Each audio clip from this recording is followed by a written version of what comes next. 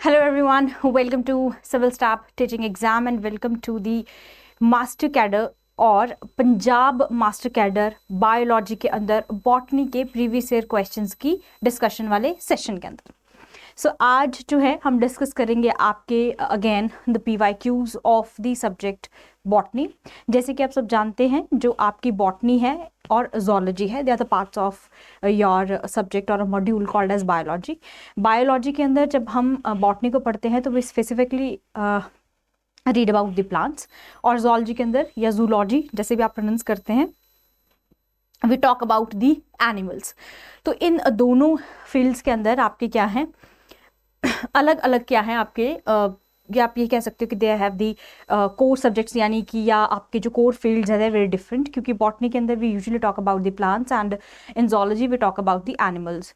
अब इन सारी चीज़ों को जब हम अलग अलग बाइफिकेट कर देते हैं, डिफ्रेंशिएट कर देते हैं, तो we have separate kind of question papers.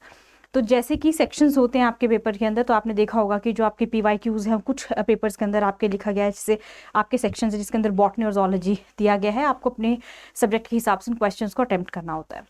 तो आज जो है हम डिस्कस कर रहे हैं बॉटनी। लास्ट सेशन के अंदर भी हमने डिस्कस किया है बॉटनी के बारे में, तो आज भी हम डिस्कस करेंगे कुछ important questions about the subject called as your botany. And my name is Nikita, I am a biology teacher, जिसके अंदर हम डिस्कस करेंगे आपके बायोलॉजी के दोनों aspects, botany and as well as zoology. So छोटी सी इन्फॉर्मेशन है, सिविल स्टाफ टीचिंग एग्जाम आपके लिए लेकर आ रहा है सारे के सारे पेड इनिशिएटिव्स, जैसे कि हमारे सेशन के अंदर बात करते हैं, B it maths, B it physics, chemistry, history, Hindi, English और बायोलॉजी और पॉलिटिकल साइंस। ठीक है, कोई भी सब्जेक्ट हो जिसमें भी आप मास्टर कैडर के लिए प्रिपेयर करना चाहते हैं, वो सारे फील्ड्स के आपको कोर्सेज जो हैं यहाँ पर हमारे प्लेटफॉर्म पर अवेलेबल होंगे। किसी भी तरह की अगर आपको कोई भी क्वेरी हो तो you can call on this number. ठीक है, आप इस नंबर पे कॉल कर सकते हैं, और you have the website as well. So it's www.civilstaffhimachal.com। आप अपने कंफर्ट के हिसाब से किसी पे भी जाकर आप कॉल कर सकते हैं। So most preferable is the call. So आप चाहे तो इस नंबर पर कॉल कर सकते हैं। फर्दर कोई भी क्वेरीज होती हैं about this, about your course, जो भी आप कोर्स परचेज करना चाहते हैं, किसी में भी आप एनरोल होना चाहते हैं, तो आप उसके लिए स्पेसिफिकली कॉल करके बात कर सकते हैं। Also we have PGT online courses, जिसके अंदर आप PGT के अंदर बात करते हैं। PGT भी आपके सेम सब्जेक्ट्स के साथ चलेगा, टेट है चाहे TGT है, medical, non medical, arts, commerce, हर एक फील्ड के लिए आपको यहाँ पर हर एक तरह का कोर्स जो है that is available. Further inquiry के लिए please call on the number. So first question of the session is your oxidative or oxidative phosphorylation is the production of phosphorylation के अंदर किसकी प्रोडक्शन होती है, और ऑक्सीडेटिव की। तो आपके ऑप्शंस हैं ATP in photosynthesis, NADPH in photosynthesis, ATP in respiration या NADH इन रेस्पिरेशन। तो ये दो जो हैं आपकी, देखा जाए तो आपके पास दो टॉपिक हैं। सबसे पहला है आपका फोटोसिंथेसिस और दूसरा है आपके पास रेस्पिरेशन। तो आपको ये देखना है कि दोनों के अंदर किसके अंदर ऑक्सीडेटिव फॉस्फोराइलेशन होती है। तो इसके लिए सबसे पहले आपको ऑक्सीडेटिव फॉस्फोराइलेशन का मीनिंग समझ आना चाहिए, उसके बाद ही you will be able to solve the question. तो ये जो है आपका एक प्रोसेस है ऑक्सीडेटिव फॉस्फोराइलेशन, इसको आपको डिटेल में करना है ताकि इसके अंदर जितने भी स्टेप्स हैं वो आप आराम से कर सको। Correct answer is C, that is ATP in respiration. Respiration के अंदर क्या होता है, ऑक्सीडेटिव फॉस्फोराइलेशन होती है, जो कि आपकी कुछ सेल के ऑर्गेनल्स के अंदर भी होती है, और कई बार ऑर्गेनल से भी क्वेश्चन आ जाता है आपको। ठीक है, कि कौन सी ऑर्गेनल के अंदर ऑक्सीडेटिव फॉस्फोराइलेशन होती है। तो ये चीज़ें आपको जो है ध्यान रखनी है। Next question is triple fusion. अच्छा, इसमें देख लेते हैं जो ATP है रेस्पिरेशन के अंदर जिसकी हमने बात की है। सो ATP is adenosine triphosphate, it's an energy currency और वी कॉल दैम एट, ठीक है, इसको हम एनर्जी करेंसी बोलते हैं। और आपको अच्छे से पता होगा कि जो एनर्जी करेंसी है यानी कि ATP मॉलिक्यूल्स है वो आपके कहाँ पर बनते हैं। So they basically forms into the mitochondria के अंदर। ठीक है, अब माइटोकॉन्ड्रिया क्या है, आपकी एक सेल ऑर्गेनल है जिसके अंदर क्या होते हैं, आपके outer and inner layer present होती है। ठीक है जी, आउटर और इनर के अंदर भी आपके specifically matrix and your cristae are present. ये जो क्रिस्टे होते हैं इनर मेम्ब्रेन के अंदर there is a formation of infoldings, जिनको हम क्रिस्टे कहते हैं।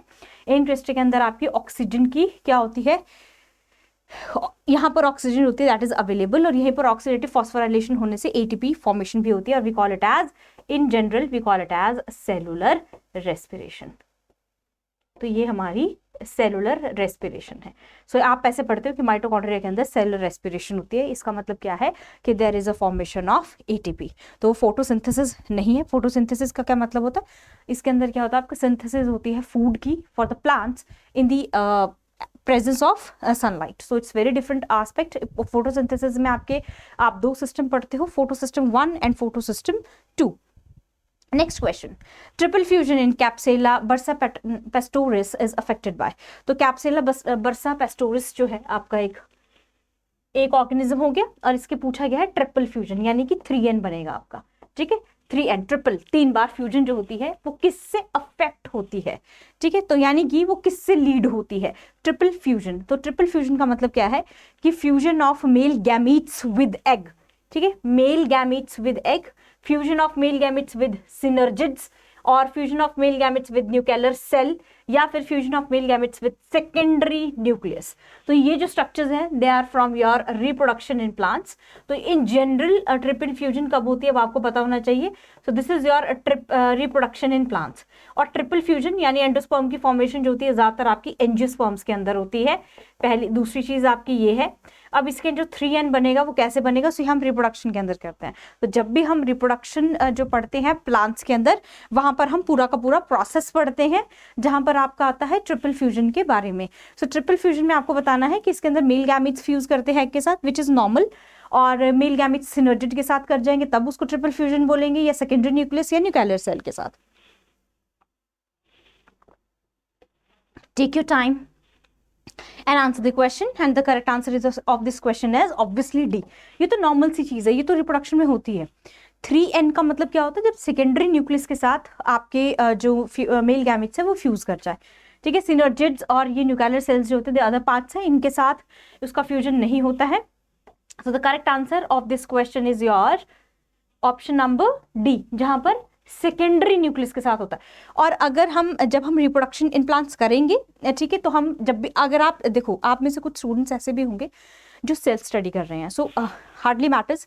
अगर आप सेल्फ स्टडी भी कर रहे हैं तो उसके अंदर भी आपको मैं एक हिंट दे देती हूँ कि जैसे आप ट्रिपल फ्यूजन करेंगे, तो जैसे आप रिप्रोडक्शन करेंगे तो उसके अंदर आपकी जैसे ट्रिपल फ्यूजन किसको कहते हैं, ठीक है, और नॉर्मल रिप्रोडक्शन किसको कहते हैं, या एंडोस्पर्म फॉर्मेशन किसमें सबसे ज्यादा, जैसे मैंने आपसे कहा कि एंडोस्पर्म की फॉर्मेशन जो होती है it is usually in angiosperms. तो ये एंजियोस्पर्म्स का यूनिक फॉर्मूला है, ठीक है, यूनिक फॉर्मूला ऑफ एंजियोस्पर्म्स या यूनिक फीचर ऑफ एंजियोस्पर्म्स, जहां पर एंजियोस्पर्म्स जो है वो एंडोस्पर्म की फॉर्मेशन करते हैं, और ट्रिपल फ्यूजन आपकी होती भी एंजियोस्पर्म्स के अंदर है। तो यहां से आंसर बन जाता है आपका D, that is fusion with of male gametes with secondary nucleus. So this is your, ठीक है, यहाँ पर फ्यूज होते हैं आपके। अच्छा, ट्रिपल फ्यूजन जो है वो इसके अंदर, ट्रिपल फ्यूजन के अंदर तो जैसे हमने कहा था कि बाकी ऑप्शन के साथ नहीं होती है, लेकिन ट्रिपल फ्यूजन इन्वॉल्व करती है fusion of 1 male sperm with 2 polar nuclei in the embryo sac, ठीक है। ये कहाँ होते हैं, एम्ब्रियो सैक के अंदर, जहां पर वो क्या बनाते हैं आपके, forming the triploid endosperm nucleus. तो वहां पर क्या बनता है आपको, जैसे मैंने आपसे कहा था कि एंडोस्पर्म की फॉर्मेशन होती है, तो वो आपकी होती है एंजियोस्पर्म्स के अंदर। Next, which one of the following fruit is produced by the process of parthenocarpy. देखो, फ्रूट पूछा है, प्रोड्यूस्ड बाय पूछा है, प्रोसेस ऑफ पार्थिनोकार्पी। पार्थिनोकार्पी का मतलब क्या होता है, पार्थिनोकार्पी के अंदर क्या होता है आपका, सीडलेस फ्रूट होता है सबसे पहले, ठीक है। तो सीडलेस फ्रूट कौन सा, विच इज वेरी, बहुत ही डायरेक्ट क्वेश्चन है, सबसे पहली बात, बहुत ही जनरल क्वेश्चन है, बहुत बार एग्जाम्स में पूछा जाता है, चाहे आप एलिमेंट्री क्लास से हो, चाहे आप 12th में पढ़ा हो आपने, चाहे आप ग्रेजुएशन में हो, चाहे आप मास्टर लेवल पे हो, ये क्वेश्चन आप लोगों के लिए दी ईजिएस्ट है।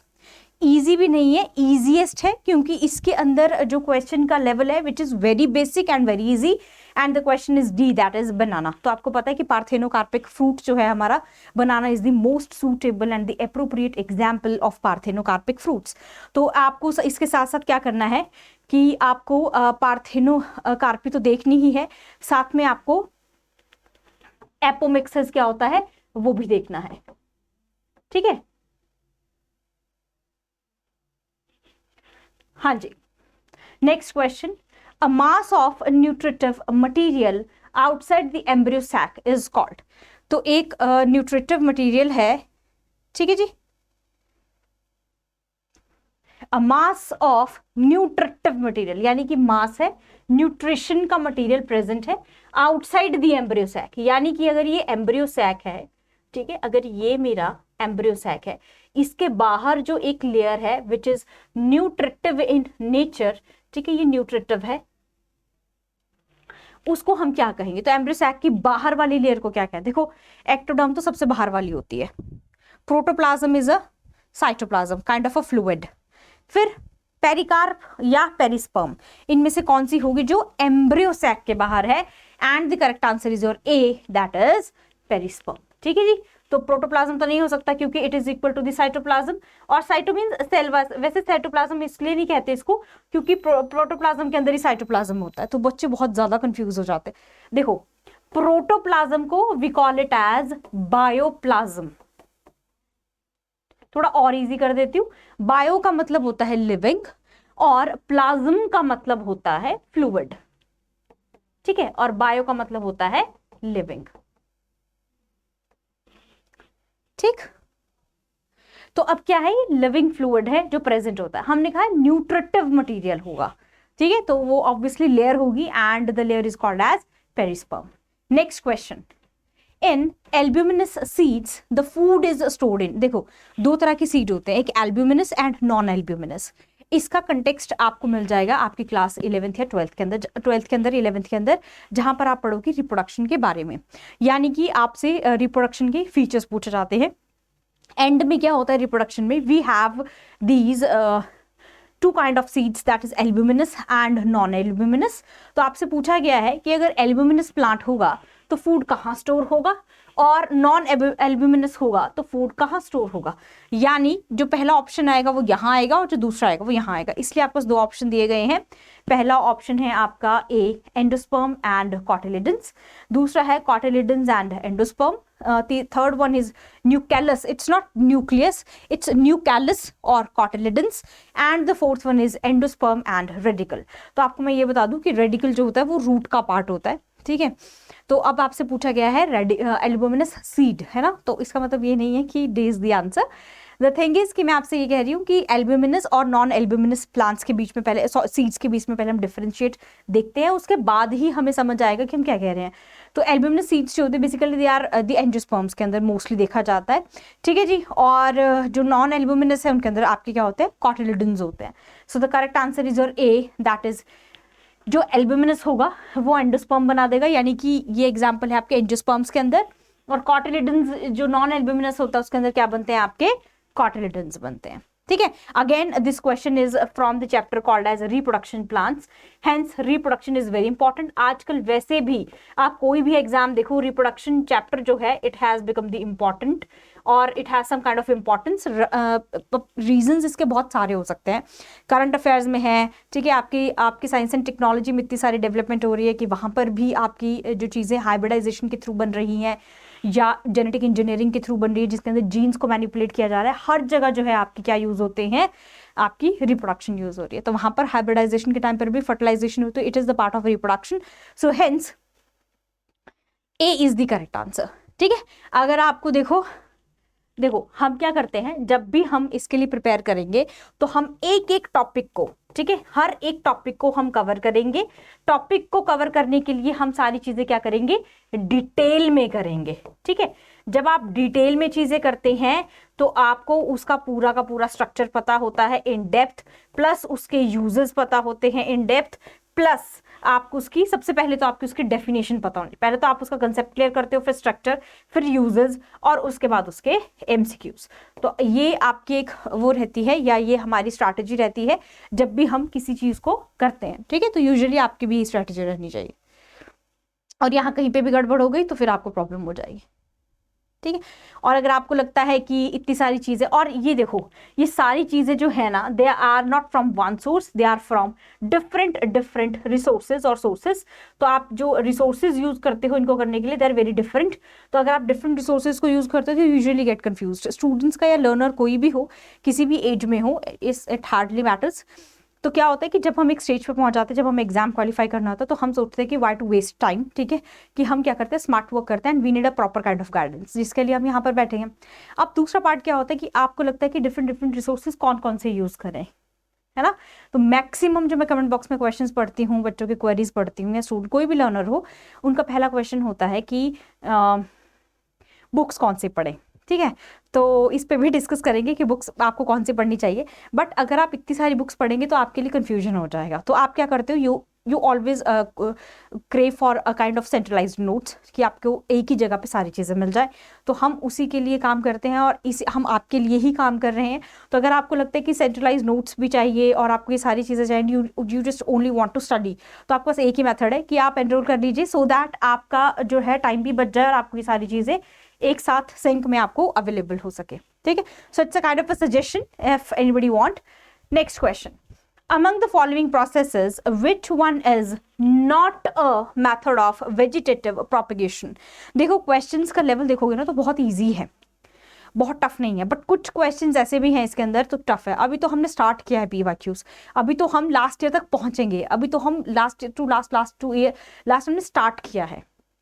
ठीक है, हर साल जो कमीशन है वो क्वेश्चन का लेवल बढ़ा के आपको क्वेश्चंस देती है। तो इसके बेस पर हम सिर्फ ये देखते हैं कि किन टॉपिक्स पे ज़्यादा फोकस किया गया है, और ऐसा नहीं है कि जिन पे फोकस किया उनको हम बहुत मतलब कि उन्हीं को हम करेंगे, हम सारे टॉपिक को करेंगे ही करेंगे, लेकिन जो आ रहे हैं हम उनको बहुत बहुत अच्छे तरीके से करेंगे। और बॉटनी के अंदर सबसे बड़ी बात ही आपकी क्लासिफिकेशन है, ज़ूलॉजी के अंदर भी सबसे बड़ी बात ही क्लासिफिकेशन है, और क्लासिफिकेशन से पहले उसकी रिप्रोडक्शन है। और उसी को अगर आपने स्मार्टली तरीके से आपका कंसेप्ट क्लियर हो गया तो आपको कुछ भी करने की जरूरत नहीं है, फिर आपकी हर चीज क्लियर होती है। ठीक है, ओके। सो यहाँ पर एक और टॉपिक है, that is your vegetative propagation, जो कि आपका सेक्सुअल और एसेक्सुअल रिप्रोडक्शन से बहुत अलग होता है। वेजिटेटिव पार्ट्स, जो जनरेटिव पार्ट्स होते हैं, उनको अलग कर दिया जाता है, बट जैसे बडिंग, ये लेयरिंग, ये सारी चीजें जो है आपकी क्या है, वेजिटेटिव के अंदर आती है, जहां पर आप क्या करते हो, किसी पार्ट की फ्रेगमेंटेशंस बना के आप उनको आगे रिप्रोड्यूस करते हैं। तो इसमें से कौन सा पार्ट जो है या कौन सा प्रोसेस जो है वो आपका मेथड नहीं है जो वेजिटेटिव प्रोपेगेशन के अंदर आता है। सो बडिंग, लेयरिंग, सोइंग और टिश्यू कल्चर। आप ध्यान से देखोगे ना तो बडिंग में बड्स की फॉर्मेशन होती है, लेयरिंग में हम लेयरिंग करते हैं, सोइंग मतलब बीजना, एंड टिश्यू कल्चर के अंदर हम प्लांट को क्या करते हैं, आर्टिफिशियल लैब्स के अंदर प्रोड्यूस करते हैं। तो आपके हिसाब से हमारे इसमें से कौन सा जो चीज़ है वो मेथड नहीं है वेजिटेटिव प्रोपेगेशन का, इसलिए पहले वेजिटेटिव प्रोपेगेशन की करेक्ट डेफिनेशन, उसके बाद ही हम इसको सॉल्व कर पाएंगे। And the correct answer of this question is C, that is sowing. तो बीजना, जैसे आप किसी को बीजते हो तो ऑब्वियसली बहुत अलग है, so it's totally on the concept base. तो अगर कोई ध्यान से सुने तो एक प्लांट से अगर मैंने बर्ड्स निकाल दिए तो वेजिटेटिव प्रोपेगेशन है, एक प्लांट से लेयरिंग कर दी तो वेजिटेटिव प्रोपेगेशन है, अगर मैंने एक प्लांट से एक वो निकालकर उसका जीन निकालकर उसको आर्टिफिशियल लैब के अंदर प्रोड्यूस कर दिया तो वो टिश्यू कल्चर है।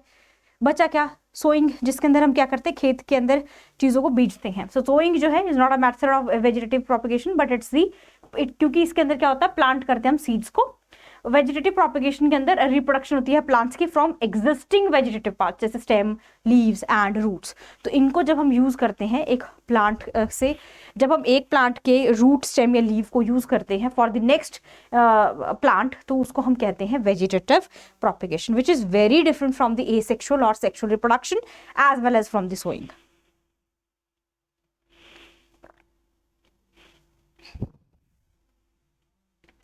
ठीक, next question, the deposition of pollen on the stigma of another flower. देखो, द डेपोजिशन ऑफ पोलन, ये पोलन्स है और ये क्या हुए आपके एक स्टिग्मा के ऊपर, प्लांट के ये स्टिक हो गए। Deposition of pollen on the stigma of another flower of same plant is known as, plant same है,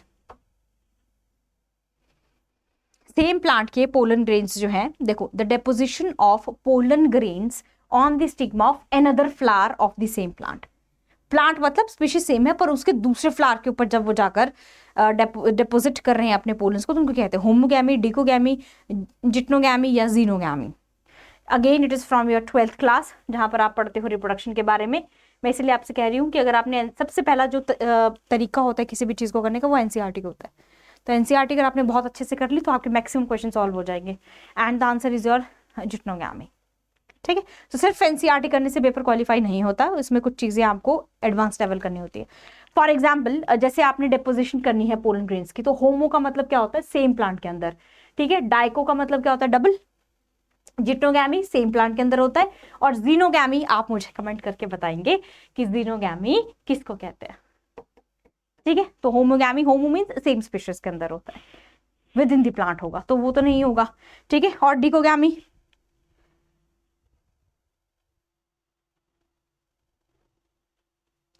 और जिट्रोगैमी तो हमने डेफिनेशन में देख ही लिया है। ठीक है, तो ये हो जाएंगे आपके, तो जो आपकी जो डाइकोगैमी है जिसके अंदर हमारी फर्टिलाइजेशन होती है, उसमें क्या होता है, जो राइपनिंग होते हैं ना आपके stamens, they are very at the different time. तो ये डिफरेंट डिफरेंट टाइम पे जब राइपनिंग होती है तो उसको हम कह देते हैं आपके दिस इज योर डिकोगैमी। कहने का मतलब ये है कि ये फर्टिलाइजेशन के अंदर ही आता है, लेकिन डिकोगैमी के अंदर क्या होता है, मान लीजिए ये एक प्लांट है और ये दूसरा प्लांट, इनके जो पार्ट्स होंगे वो आपके डिफरेंट डिफरेंट टाइम पीरियड पर मैच्योर होंगे या राइपन होंगे, सो दैट कि सेल्फ फर्टिलाइजेशन क्या हो सके, प्रिवेंट हो सके। सेल्फ फर्टिलाइजेशन इज प्रिवेंटिंग और सेल्फ पॉलिनेशन इज प्रिवेंटिंग, तो सेल्फ नहीं हो पाता उसके अंदर। ठीक है, और जिट्रोगैमी तो हमने बता ही दिया है। और रही बात जीनोगैमी की, तो वो आप मुझे कमेंट करके बताएंगे कि जीनोगैमी आप किसको कहते हैं, है ना। तो जो होमोगैमी है उसके अंदर जो आपके होमो मीन्स सेम, सेम टाइम पे जब आपके मेच्योर होते हैं तो उनको होमोगैमी कहते हैं। डिकोगैमी जब डिफरेंट टाइम पे मेच्योर होते हैं। जिट्रोगैमी जब आपके डिपोजिशन होती है पोलेंस की ऑन द स्टिग्मा, तो डिपोजिशन जो है उसके अंदर कीवर्ड है। और लास्ट वाला जीनोगैमी जो है वो you will let me know. Okay, next question, lysosomes are known as the suicidal bags because of. ठीक है, तो आंसर सी जैसे कि आप, ये बहुत इजी सा क्वेश्चन है, हाइड्रोलिटिक एक्टिविटी। देखो, लाइसोसोम्स को बोला जाता है सुसाइडल बैग्स। सुसाइड क्यों कहते हैं, आत्मघाती थैली क्यों बोलते हैं इसको। देखो, लाइसोसोम्स क्या होते हैं, दे आर लाइक योर, जैसे कि फॉर एग्जांपल ये लाइसोसोम है, ठीक है, इनके अंदर इनकी पेरिफेरी पे क्या लोकेटेड होते हैं, दे have the hydrolytic enzymes. Hydrolytic activity का मतलब क्या होता है, आपके लिसेस यानी बर्स्ट हो जाते हैं ये। तो ये कैसे बर्स्ट होते हैं, ये आपके वेस्ट मटेरियल के साथ कंबाइन होने के बाद ये क्या करते हैं, इवेंचुअली ये रेजिडुअल पार्ट जो बचता है वो आपके एक्साइटोसिस के थ्रू ये सेल से बाहर निकलने का प्रोसेस है। ठीक है, इसके बाद एक्साइटोसिस होती है। लाइसोसोम्स जो होते हैं ये दे विल गेट बर्स्ट। तो जब एक लेवल तक लाइसोसोम्स जो है वेस्ट मटेरियल जब आएगा, ठीक है, एंडोसोम्स की फॉर्मेशन होती है। जैसे ही वेस्ट मटेरियल जो है वो एक्सेस में हो जाता है लाइसोसोम का, उसको एनगल्फ करके लाइसोसोम्स की होती है फैगोसिटिक एक्टिविटी। तो फैगोसोम्स भी बोलते हैं इनको। ठीक है, फैगोसोम्स क्यों क्या करते हैं, क्योंकि एनगल्फ कर लेते हैं जस्ट लाइक अमीबा, जैसे अमीबा एनगल्फ करता है। फैगोसोम्स कैसे बनते हैं, ये क्या करते हैं, फैगोसोम्स के साथ आपका टॉक्सिक मटेरियल या वेस्ट मटेरियल कुछ भी होगा उस साथ कंबाइन हो जाते हैं और उनको डाइजेस्ट करने में हेल्प करते हैं। तो ये जो वेस्ट मटेरियल है ये कैसे डाइजेस्ट होगा, जब उसके अंदर क्या होगा, हाइड्रोलिटिक एंजाइम्स, वो उसको क्या करते हैं, डाइजेस्ट करने में हेल्प करते हैं। और इस तरह की डाइजेशन को we call it as intra cellular digestion. तो हम इसको इंट्रासेलुलर डाइजेशन कहते हैं। Intra means within the cell, और अगर इंटर होता तो between the two cells. Hence lysosomes को सुसाइडल बैग्स इसलिए कहते हैं क्योंकि उनके पास हाइड्रोलिटिक एक्टिविटी होती है। पैरासिटिक इसलिए नहीं होती क्योंकि वो पैरासाइट की तरह काम नहीं करते। फूड वैक्यूल की प्रेजेंस तो होती है, लेकिन लाइसोसोम्स फूड वैक्यूल के साथ मिलकर फैगोसोम्स एंडोसोम्स की फॉर्मेशन होती है। प्राइमरी लाइफ, पहले देखो, ठीक है, कट, अभी मैं थोड़ा सा और स्लो हो जाती हूँ। देखो देखो, सबसे पहले होता है ये प्राइमरी लाइसोसोम। ठीक है, प्राइमरी लाइसोसोम। प्राइमरी लाइसोसोम क्या करेगा, ये इनएक्टिव फॉर्म में होता है। अब इसको कोई वो लेना देना नहीं है, अभी कुछ नहीं, अभी शांत बैठा है। जैसे ही वैक्यूल के साथ ही जुड़ेगा it will form the secondary lysosome. और अब ये सेकेंडरी लाइसोसोम क्या करेगा, एनगल्फिंग या फैगोसोम की तरह काम करेगा, या वहां पर क्या होगी, फैगोसाइटोसिस, जिसके थ्रू वेस्ट मटेरियल जो वो डाइजेस्ट होगा और इसके अंदर होगी आपकी हाइड्रोलिटिक एक्टिविटी, हाइड्रोलिसिस होगी। और इसलिए हम इसको कहते हैं, हाइड्रोलिसिस होने के लिए हम we call it as intracellular activity, क्योंकि सेल के अंदर ही क्या हो जाती है, lysis of your waste material. ठीक है, और जब ये जो इसमें इंपॉर्टेंट चीज होती है वो फिर से साइटोप्लाज्म यूज कर लेता, जो नहीं होती है वो रेजिड्यू जो बच जाता है, या रेजिडुअल पार्ट जो बच जाता है इसके अंदर, वो एक्साइटोसिस के through out of the cell as out. तो ये जनरल सी मैंने आपको वो बताई है कि किस तरीके से इसके इवेंट्स आते हैं। तो ये इवेंट्स आप चाहें तो आप इनको गो थ्रू भी कर सकते हो, पर ये हम डिटेल में करते हैं, ये इससे भी ज़्यादा डिटेल में होता है, and you have to do it. कई बार आपको क्वेश्चन डिटेल में आ जाता है। Primary inactive form of lysosome is called as primary lysosome. तो ये इनएक्टिव फॉर्म है, ठीक है, और ये एक्टिव फॉर्म है, this is your active form. तो कुछ इस तरीके से आपको इसकी मैकेनिज्म भी करनी है। तो जो भी ऑर्गेनली करोगे उसके मैकेनिज्म करनी भी इंपॉर्टेंट है, ठीक है। Next question, which cell organelle is involved in apoptosis. और एपोप्टोसिस क्या होता है? सेल डेथ, ठीक है। तो आपको पहले पता होना चाहिए कि एपोप्टोसिस क्या होता है, ठीक है, प्रोग्राम्ड डेथ। सो सेल ऑर्गेनली जो इन्वॉल्व होती है एपोप्टोसिस के अंदर वो कौन सी होती है? लाइसोसोम, एंडोप्लाज्मिक रेटिकुलम, गोल्जी या फिर माइटोकॉन्ड्रिया। तो अब देखो ये आ गया लेवल आपका ग्रेजुएशन का। आपने ये चीज ना तो 11th में पढ़ी है, ना ही आपने ये चीज 12th के अंदर पढ़ी है, इसलिए अब मास्टर कैडर के अंदर लेवल क्या होता रहेगा? बढ़ता रहेगा। तो नेक्स्ट क्वेश्चन जो आपका आया है एपोप्टोसिस का, ये आपका आया है ग्रेजुएशन लेवल से। तो ग्रेजुएशन में आप एपोप्टोसिस से बहुत सारी चीजें पढ़ते हो। This is programmed cell death. तो ये एपोप्टोसिस के अंदर जो आपकी कौन सी सेल ऑर्गेनली जो इन्वॉल्व होती है, so it's called as your D, that is mitochondria. देखो mitochondria the most important organelle है, हमेशा इससे पूछा जाता है आपसे। माइटोकॉन्ड्रिया, न्यूक्लियस, तो ये सारी चीजें इंपॉर्टेंट है, ठीक है जी।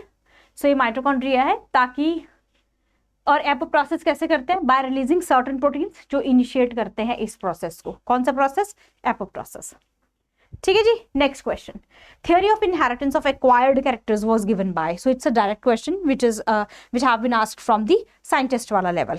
तो साइंटिस्ट वाली चीजों से आपसे पूछा गया है कि theory of inheritance of acquired characters. Inheritance का मतलब क्या होता है? इनहेरिटेड, कि आपने जो है ये अपने पूर्वजों से, अपने एंसेस्टर्स से आपने कोई चीज या आपने कोई जो कैरेक्टर है वो एक्वायर किया है, इनहेरिटेड है, यानी कि आपने अपने एंसेस्टर्स से लिया है। इट वाज गिवन बाय, ये किसने बताई थी थ्योरी? डी वरीज ने, डार्विन ने, वेलिस ने या लमार्क ने? So it's called as the Lamarck theory of inheritance. So answer is Lamarck. It is from class 12th। So it's a direct, very direct question. तो मैं आपको sources बता देती हूँ कि क्लास 12th से आपसे पूछा गया ये क्वेश्चन, ठीक है। तो ये जनरल सा है और आपके साइंटिस्ट के ऊपर है। उन्होंने कहा था कि जो एक्वायर्ड ट्रेट्स होते हैं during an organisms life time could be passed on to its offsprings and this theory is called also called as the Lamarckism. देखो मान लीजिए कि मेरे एंसेस्टर्स में कोई ऐसा करे, इसमें आगे भी क्या चांसेस है वो मैं आपको बता देती हूँ। फॉर एग्जाम्पल कि मान लीजिए मेरे एंसेस्टर्स के अंदर फॉर एग्जाम्पल टीचिंग नहीं है। फॉर एग्जाम्पल लेट अस से आई एम टीचिंग, मेरे किसी भी एंसेस्ट्रल फॉर्म में किसी ने टीचिंग नहीं की फॉर एग्जाम्पल, ठीक है। तो अभी आई एम टीचिंग, राइट। तो I have acquired this character, but this character will be inherited into the next generation for sure, ठीक है। तो लमार्क कहते हैं कि जो भी कैरेक्टर होता है एक इंडिविजुअल के अंदर वो क्या करता है? It is always inherited to its generation. और हो सकता है कि ये भी हो सकता है कि जो ये टीचिंग का चीज़ है वो किसी एंसेस्टर के अंदर पहले किसी के अंदर हो, कोई और फैमिली में हो जो पढ़ाना जानता हो या पढ़ा दो, तो उनके कैरेक्टर्स जो है it has been inherited into me, तो मैं आपको यहाँ पढ़ा रही हूँ। तो this could be two types of probabilities could be there, ठीक है। तो ये बताता है आपको लमार्किज्म, और लमार्किज्म थ्योरी भी कहते हैं इसको, and we also called it as theory of inheritance of acquired characters. Next question, a small amount of lethal mutation. देखो कौन सी म्यूटेशन है? लीथल म्यूटेशन है, स्मॉल अमाउंट की, हमेशा प्रेजेंट होती है पॉपुलेशन के अंदर। इसमें से किस रीजन की वजह से? हल्की सी लीथल म्यूटेशन जो होती है, हल्की म्यूटेशन तो हर एक जनरेशन के अंदर या हर एक पॉपुलेशन के अंदर होती है। किसकी वजह से? Positive selection, negative selection, frequency dependent selection या म्यूटेशन सिलेक्शन बैलेंस। किसकी वजह से लीथल आपके जो है there is always a mutation? कहने का मतलब है म्यूटेशन का मतलब होता है सडन चेंज, ठीक है। तो कुछ ना कुछ चेंजेस जो होते हैं वो हमेशा किसी पॉपुलेशन के अंदर होते हैं। तो आपके हिसाब से वो उसका क्या रीजन हो सकता है?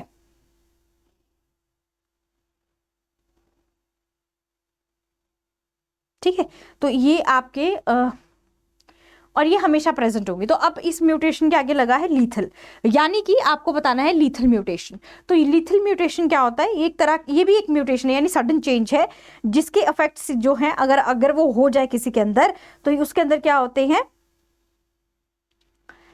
लॉन्जिटिविटी को वो क्या कर देते हैं, रिड्यूस कर देते हैं, किसी भी पॉपुलेशन की लॉन्जिटिविटी को इट विल अफेक्ट, तो इसकी वजह से डेथ भी हो सकती है। तो small amount of lethal mutation is there, तो वो किसकी वजह से होगी, तो अब अगर इतनी सारी चीजें होंगी तो वो किसकी वजह से होगी, reason is mutation selection balance. Mutation selection balance, positive selection negative selection तो आपकी सिलेक्शन थ्योरीज के अंदर है, बट अगर लीथल म्यूटेशन के अंदर पढ़ते हैं तो वहां पर म्यूटेशन सिलेक्शन बैलेंस है। And it is from your question is from your graduation और मास्टर लेवल के बीच में, यानी कि मास्टर में भी कुछ चीजें इसके अंदर मेंशन होती है, पर ग्रेजुएशन के अंदर आपको म्यूटेशन एक टॉपिक है जेनेटिक्स के अंदर जिसको आपको इन डिटेल करना पड़ेगा, और वहां आपको टाइप्स ऑफ म्यूटेशन के अंदर विद इट्स कॉन्सिक्वेंसेज आपको ये टॉपिक मिल जाएगा। सो this is your lethal mutation की वजह से, ठीक है। तो ये क्या बताता है कि जो इक्विलिब्रियम होता है किसके बीच में, अब देखो इक्विलिब्रियम होगा यानी जो बैलेंस होगा वो दो चीजों के बीच में होगा, तो इक्विलिब्रियम बिटवीन द रेट जिसके बीच में new deleterious mutations are appearing and the rate at which natural selection eliminates them from the population, ठीक है। तो इक्विलिब्रियम बनाना किसके बीच में, कि या तो जो आपकी नई डिलीट करने वाली म्यूटेशंस है वो आ जाती हैं कि वो डिलीट कर देंगी, या फिर एक ऐसा रेट, एक ऐसा नंबर, एक ऐसी फ्रीक्वेंसी जिस पर नेचुरली वो एलिमिनेट हो जाते हैं, ठीक है, एक आपके किससे, एरिया से। सो दिस इज योर इसकी ये रीजन है आपका लीथल म्यूटेशन का किसी भी पॉपुलेशन के अंदर। Next, who showed that saccharomyces cerevisiae, जो कि एक ईस्ट है जिसको आप ब्रूअर्स ईस्ट भी कहते हो, ठीक है, ईस्ट है, causes fermentation forming product such as beer and buttermilk. तो ये किसने बताया था कि सैक्रोमाइसिस वाला जो कॉन्सेप्ट है वो किसने दिया था, तो अलेक्जेंडर फ्लेमिंग। तो बहुत ही ज्यादा देखो, कोई ऑप्शन दिखे ना दिखे, मुझे सबसे पहले जो एग्जाम्पल वो दिखता है वो अलेक्जेंडर फ्लेमिंग है, जो कि आपका पेनिसिलिन से रिलेटेड, तो ये तो बिल्कुल भी नहीं होगा। And the correct answer of this question is A, obviously Louis Pasteur. तो लुई पास्चर जो है ही actually demonstrated this that fermentation जो प्रोड्यूस करती है प्रोडक्ट जैसे बियर है, बटर मिल्क है, ये एक माइक्रो ऑर्गेनिजम्स की वजह से होती है, इसको बोलते हैं saccharomyces cerevisiae and it is called as the yeast. This yeast has been placed into the kingdom called as kingdom fungi. अब ये फंजाई के अंदर क्यों प्लेस किया गया है, क्योंकि कुछ कैरेक्टर्स जो हैं इसके किससे मैच करते हैं, फंगस से मैच करते हैं। फंगस के अंदर भी अगर आपको क्वेश्चन आ जाए कि कहां पर है आपके yeast, so the class is your ascomycetes, जिनको हम कहते हैं sac fungi, so we call it as sac fungi as well. तो इस एस्कोमाइसिटीज क्लास के अंदर these yeasts have been placed and इनके जो कुछ कैरेक्टर्स हैं वो आपके किससे मैच करते हैं, फंगस से मैच करते हैं इसलिए। एंड दूसरी चीज क्या है, this yeast is always unicellular in nature, यानी कि made up of the single cell, unicellular है, यूकैरियोटिक है, ये आपके जनरल कैरेक्टर्स हैं ईस्ट के। Next question, which of the following antibiotics was extensively used to treat American soldiers wounded in World War II? उस time period पर एक ही antibiotic आई थी वर्ल्ड वॉर 2 पे, ज्यादातर एक ही एंटीबायोटिक का बहुत ज्यादा चलन था या बहुत ज्यादा वो फेमिलियर थे, and the answer is your penicillin. सबसे पहली फर्स्ट एंटीबायोटिक यही है ना, और आप टाइम देख लो आपका वर्ल्ड वॉर 2 पूछा गया, तो अमेरिकन सोल्जर्स को ट्रीट करने के लिए पेनिसिलिन वाज दी एंटीबायोटिक, है ना। और ये क्या है, बीटा लैक्टम एंटीबायोटिक है, और ये फर्स्ट मेडिकेशन है जो इफेक्टिव थी बैक्टीरियल इन्फेक्शंस के against.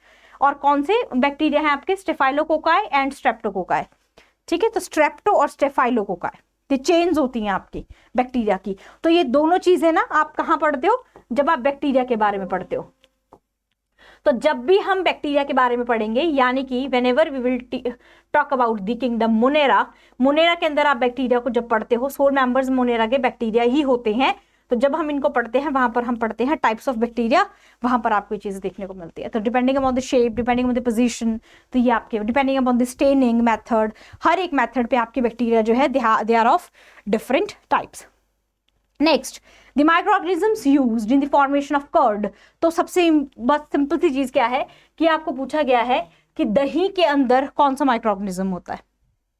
Again it's a very simple question from the chapter microbes in human welfare, और आपका ये है क्लास 12th के अंदर एनसीईआरटी से पूछा गया है। And the answer of this question is C, that is lactobacillus. Penicillin तो एंटीबायोटिक है, ठीक है। Aspergillus fungus, saccharomyces yeast, bacillus आपका क्या है, बैक्टीरिया है, hence the answer is your option number C, that is lactobacillus, ठीक है। और कौन सी विटामिन प्रेजेंट होती है कर्ड के अंदर, that is your vitamin B12, जिसको हम कहते हैं, अदर नेम इज साइनोकोबालामाइन। साइनोकोबालामाइन का मतलब क्या है, मेन एलिमेंट जो होता है वो उसके अंदर क्या होता है, दैट इज कोबाल्ट। तो कुछ बेसिक सी चीजें हैं, ये हम बेसिकली विटामिन के अंदर करते हैं। तो this is how you relate one thing with the another one.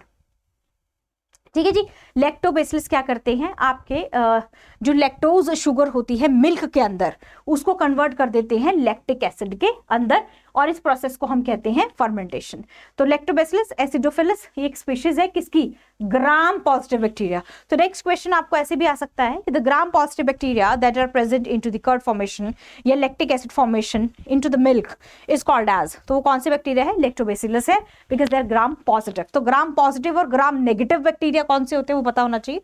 देखो जो स्टेन ले लेंगे ग्राम पॉजिटिव और ग्राम नेगेटिव में, ग्राम जो है वो आपकी क्या है, एक साइंटिस्ट का नाम है जिन्होंने अपना एक प्रोसेस बताया जिसमें उन्होंने कहा कि जब आप बैक्टीरिया को डिफरेंट स्टेनिंग करते हैं तो कुछ बैक्टीरिया उस स्टेन को कैप्चर कर लेते हैं और कुछ नहीं कर पाते हैं। ठीक है, तो जो कर देते हैं दे आर पॉजिटिव, जो उस स्टेनिंग को ले लेंगे, और जो स्टेन को नहीं लेंगे they are gram negative. Next, the golden rice variety is rich in, तो गोल्डन राइस इज जो आप गोल्डन राइस जो भी आप लेते हैं उनके अंदर एक चीज बहुत इंपॉर्टेंट होती है, सबसे पहले तो विटामिन आपकी कौन सी प्रेजेंट होती है, ए और बीटा कैरोटीन एंड फेरेटिन। तो ये दो चीजें हैं जो आपकी गोल्डन राइस के अंदर होती है, जबकि बायोटिन जो है वो आपके हेयर के लिए है एंड इट्स अ प्रोटीन, और लाइसिन जो है वो अमाइनो एसिड है, वो भी आपका राइस के अंदर नहीं है। This is your carotene and ferritin. ये क्या है आपकी गोल्डन राइस, सबसे पहले जेनेटिकली मॉडिफाइड वैरायटी है आपकी राइस की। तो इसमें जो अगर जेनेटिकली मॉडिफाइड कोई चीज होती है, ऑब्वियसली उसके अंदर जो जीन्स हैं उनको क्या किया गया है, मैनिपुलेट किया गया है, तो उनके अंदर उनके जो कैरेक्टर्स होंगे वो डिफरेंट होंगे। सबसे पहली बात, इसमें large amount of beta carotene और प्रिकर्सर होता है किसका, ये बीटा कैरोटीन क्या है, it's a precursor of vitamin A, vitamin A को प्रोड्यूस करता है ये राइस ग्रेन्स बेसिकली येलो होते हैं क्योंकि उनके अंदर प्रेजेंट होता है बीटा कैरोटीन का, इनसे इनको गोल्डन राइस भी कहते हैं। ठीक है, so this is your golden rice वाला formula. Next, plasmids are used as cloning vectors for which one of the following reasons. सबसे पहले प्लाज्मिड्स जो होते हैं they are the extra chromosomal और extra nuclear DNA that is present into the bacterial cell, bacteria में होते हैं। दूसरी चीज ये, और ये हम पढ़ते कहाँ पर है, जब भी आप मोनेरा किंगडम पढ़ेंगे या जब भी आप प्रोकैरियोटिक सेल पढ़ेंगे, सेल चैप्टर जब आप करते हैं वहां पर जब आप प्रोकैरियोटिक सेल का स्ट्रक्चर करते हैं वहां पर आपको देखने को मिलता है, जब आप एक एक ऑर्गेनल उसके अंदर करते हैं या एक एक ऑर्गेनली जब आप देखोगे उसके अंदर, तो प्लाज्मिड इज एन ऑर्गेनल। ठीक है, जहां पर प्लाज्मिड को हम क्या बोलते हैं, एक्स्ट्रा क्रोमोसोमल डीएनए, यानी कि एक डीएनए जो ऑलरेडी सेल के अंदर है सर्कुलर डीएनए, उसके अलावा एक और डीएनए है जो कि क्या करता है, एक एक्स्ट्रा क्रोमोसोमल है and it has the self replicating capacity, ये खुद को बहुत जल्दी रेप्लिकेट कर लेता है प्लाज्मिड, और it is used as vector into the cloning vectors, है ना। क्लोनिंग का मतलब होता है एक ही जैसे कॉपीज बनाते हो जब आप, तो this is called as clone, किसी का क्लोन बनाना, दो स्पीशीज का क्लोन बनाना, तो दिस इज क्लोन। तो ठीक है, तो क्लोन क्या होता है, जब आप आगे चीजें हाइब्रिड करके बना, ए बी स्पीशीज का क्लोन बना दिया सी, तो सी इज द क्लोन। ठीक है, तो जब आप एक स्पीशीज से एक कैरेक्टर लेते हो, बी से दूसरा लिया, तो जब उनको आपने आगे सी जो आपका प्रोडक्ट बना उस सी को आगे आप, that C is called as the cloned organism. तो क्लोनिंग के लिए उस चीज को आगे बढ़ाने के लिए क्या करेंगे, हम उसको क्या कर देंगे, प्लाज्मिड के अंदर रख देंगे, so that it can multiply self replication into the bacterial cell. तो देखो मेरे को अदर ऑप्शंस को देखने की जरूरत इसलिए भी नहीं पड़ी क्योंकि मुझे पता था कि जो प्लाज्मिड्स हैं ये वो किसका काम करते हैं। सो मैंने ऑर्गेनल के फीचर्स पढ़े हुए हैं, तो मेरे फीचर्स से क्वेश्चन सॉल्व हो गया, मुझे और ऑप्शंस देखने की जरूरत ही नहीं पड़ी। This is how you practice. ठीक है, इसीलिए कहती हूँ जल्दी से एनरोल कर लो। ठीक है, क्योंकि वहां पर जब आप देखो, ऑब्वियसली जो मैं यहाँ पर क्वेश्चन डिस्कस कर रही हूँ यहाँ पर सारी चीजें डिटेल में डिस्कस नहीं हो सकती। अब अगर मैं बीच से वो कंसेप्ट बता रही हूँ तो ऑब्वियसली आपको क्या हो रहा है, आपको कंफ्यूजन भी क्रिएट होगी। तो अगर आप चाहते हैं कि चीजें देखो, हर इंसान और हर एक स्टूडेंट जो एक ट्रूली इंस्पायर्ड है और ट्रूली एक एस्पिरेंट है किसी भी प्रॉपर एग्जाम के लिए, उसको चाहिए होगा कि एक प्रॉपर तरीके से मेरी चीजें मैनेज हों और मुझे सारी चीज समझ आता है।